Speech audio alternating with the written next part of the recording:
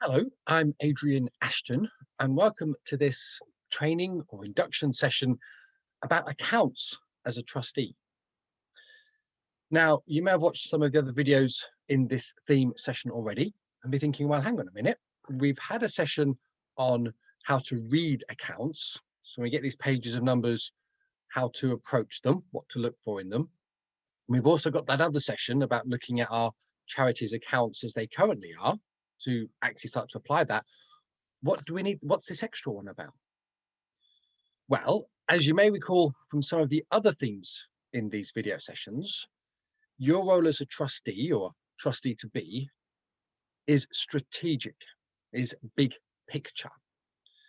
And accounts are a really important basis for helping you think about some of those big picture questions as trustees. So it's not just looking at a budget sheet or looking at a set of management accounts and going, okay, I think I understand those numbers. What should you be able to do with those numbers? What questions do you need to be asking of them to make most sense of them as you go through? So the idea of this session is to help you be really strategic, the big picture questions that you need to be thinking about. So when you're given a set of accounts or a budget, you know that they're telling you everything you need, so you can make the best informed decisions as trustees. Now, the way we've structured this session is to mirror a document from the Charity Commission called 15 Questions Every Trustee Should Be Able to Answer. There's a copy of it in the kind of files that go with these video sessions. Now, you may recall that this is an approach we've taken with some of the other video sessions. Under governance, we looked at the essential trustee and the Charity Code of Governance. So in terms of keeping that as a consistent theme, the Charity Commission sets charity law, is the regulator for charities. So if they say these are the 15 questions that actually, if you can know the answer to these, if you can be asking these well, you've got things covered. They're probably the best 15 questions, and that's why we picked them for this session. But they are not set in stone. They're not absolute. Just as with the Charity Code of Governance and the Essential Trustee, they are designed to be flexible.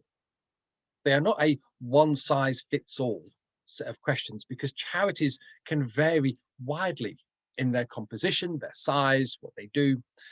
And your charity as well will change over time too. It will become more complex. It will become more streamlined. And as a result, the way that you approach leading it as trustees should change as well. So these materials are designed to flex. So we're going to go through these 15 questions. Now, there are a couple that actually aren't that really directly related to finance or accounts. So when we get to those ones, you'll see that they're fainted out. So we don't have to go for them. So the good news is it's 15 questions, but not all of them are actually related to finance. And as you'll see as we go through, not all of them you probably have to worry about for the time being either. It's a starting point. Okay, they're designed to prompt and go through. Now, the good news again as well is the 15 questions have been put together to be manageable. It's not a case of it's not going back to school and sitting in the exam hall and going, right, we've got 15 questions we've got to answer in one go. They're designed to be taken in chunks, in themes. So there's 4 themes here that you can see on the screen, and this is how the questions are grouped. How does finance affect the charity's strategy? How do we know we're getting the most out of our money and our finance? How do the charity's finances impact on our governance, the way that the charity is being managed and led? And how do we know we're making the best use of our resources? The cash the charity has is one of its resources, but there are also others. So you can choose as a body of trustees to either plow through all these in one go, or as we've suggested in some of the other video theme sessions, when we've talked about some of these external frameworks and standards before, just take them off one at a time. Every time you meet as a trustee, body of trustees in a trustee meeting, just add the next question to the agenda and work through it that way. So let's crack into this then, the 15 questions. Strategic questions, the big picture stuff about finance. Now, all of these questions as we go through, you'll see as well, don't actually rely on you being able to have an A level in maths or an advanced physics degree in simultaneous equations. Even if you do not feel that confident in your ability to do maths or understand and analyze accounts, that doesn't matter, because these are the strategic questions that we're asking. And the first one is, what's going on in the wider world? And how is that likely to affect our finances? And there's some prompts there that come with it. So at the time of recording this video session, which is November 2020, the world is in the grips of a global pandemic. Here in the UK, we've seen huge impact in terms of the grant funding that's available to charities for their core purposes. So much grant funding has been diverted to COVID-19 recovery projects. Longer term, lots of grant making bodies and funders and commissioners are saying, we're only going to focus on programs and funding that supports COVID-19 recovery over the next couple of years now. And individual donors. So we're seeing rising unemployment as well. So the ability of individuals to give to the charity as well is being hampered. So it's those sorts of questions to be thinking about as a trustee. What's coming around the corner? How well might we be prepared for that? We also then every so often just take a pause and say, well, have we got enough money to carry on? Is there enough money in our accounts to assure that we can keep delivering our services for a reasonable period of time? Or do we have to start panicking now? Next question in terms of the finances and the strategy. So the economic climate's going on there. What's happening in it? Actually, how does that affect the people who support us? The people we partner with? The people who commission us? How well do we understand our relationships with them and what they're going through? So maybe it's the prompts there to have some conversations with them to build that understanding. And then also reserves. It's always a good idea to have money put away for a rainy day. Like I said, when at the time of recording this video, it's bucketing it down at the moment. We're using that analogy. But what's the charity's policy on reserves? How much does it seek to build up in free, unrestricted cash reserves to allow it to keep going in the event that money stops coming in? There's all sorts of things that you can look around on that. And then there's some practicalities. And it may be that some of these practical questions you simply delegate down to a working group or a manager or a finance officer, which says, well, what's the deal with the bank? Are we getting the best out of our banking arrangements? If we've got reserves that we've got tucked away, are we getting interest on that? Is it getting a return for us, or is it just sitting there doing nothing? Also then, in terms of any contracts we hold, when was the last time we reviewed those in terms of what we're getting paid for them, what the contingencies in them are, any penalty clauses? And also contracts with suppliers as well, and suppliers with contracts with customers. Are we getting the best value for money for the charity? And the best value does not always mean the cheapest. The best value means it's a good price and it's giving the support the charity needs, and it's also, if possible, contributing to some wider good in the same way. And then last couple of questions in this first theme about strategy, which may not be directly applicable just yet, depending how large you become as a charity, which is about pension schemes. If as a charity, well, if as any organization, you have a payroll, you're legally required to offer a pension scheme. So when was the last time we checked it was still the right scheme in terms of acting in our employees' interests and also doing the best for the charity as well? And then finally, if you've been fortunate enough to be gifted permanent endowment, an asset that you hold for the long-term future, such as a building,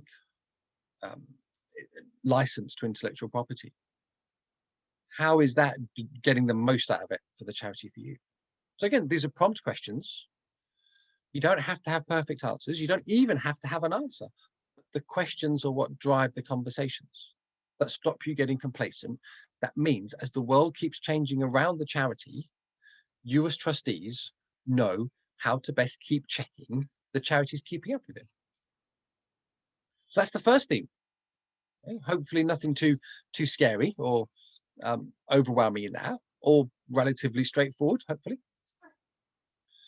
The second theme of questions is about governance. Now, again, there's another theme in this video session on governance and being a trustee, the roles, the responsibilities, how you communicate together. And one of the questions is, how effective are you as a trustee body? Well, that's already covered in those sessions and in the governance codes and such like. So we're not going to dwell on that here. But crucially, the 15 questions every trustee should be able to answer in relation to governance is about fraud.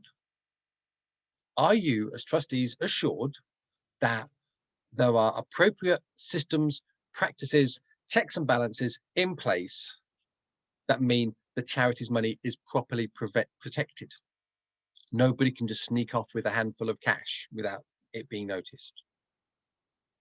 Seems pretty straightforward, pretty common sense. And we're nearly through the end now already.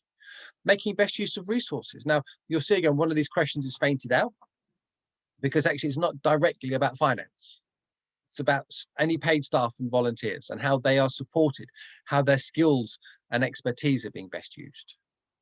So again, that's something which we've picked up in the governance sessions, roles and responsibilities of being a trustee. But in terms of the financial questions, are you making the most of the financial benefits of being a charity? Charity status has some quite nice tax advantages in terms of trading, in terms of business rates, in terms of tax reliefs on social investment. Are you, in terms of the plans that the charity is making, tapping those? Gift aid as well. There's all these things. So again, there could be a lot of additional cash that's there that the charity could be pulling on just for the sake of filling out a form. And it can only do that because it's a charity. No other legal form can do that. Are you making the most of that charitable form? Partnering with other organizations, partnerships, collaborations, joint practices are a great way to share resources, to reach more people, to be more effective, to have more impact, and to share the costs.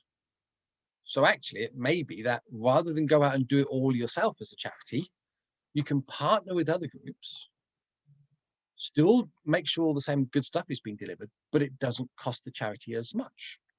It makes better use of the resources. And then in terms of the property as well, the buildings, the assets, whether they're owned or leased, are you getting the most out of those in terms of how much income they're able to generate, either through them being hired out to other groups or them being used to host projects, or the idea of full cost recovery being applied to them as well.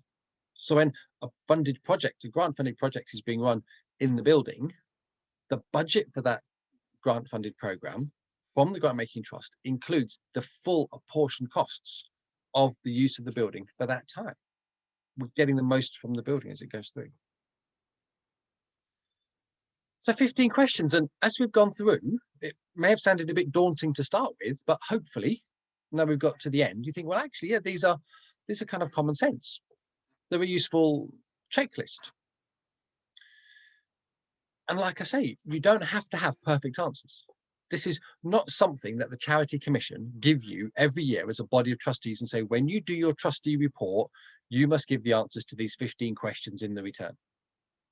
They are there to help you think like a trustee, to help you shift your thinking and mindset to make sure, yes, I am approaching this properly in terms of being responsible for the finances of the charity and having oversight of the financial management and having a strategic perspective on finance. I'm okay. I'm doing this properly. And it's an ongoing process. Like I said at the start, rather than sit down and go through it all maybe once a year in a big slog, just weave the next question onto the agenda item for each successive trustee meeting. So it becomes a regular habit. It's constantly being checked, constantly being assured and reviewed and updated.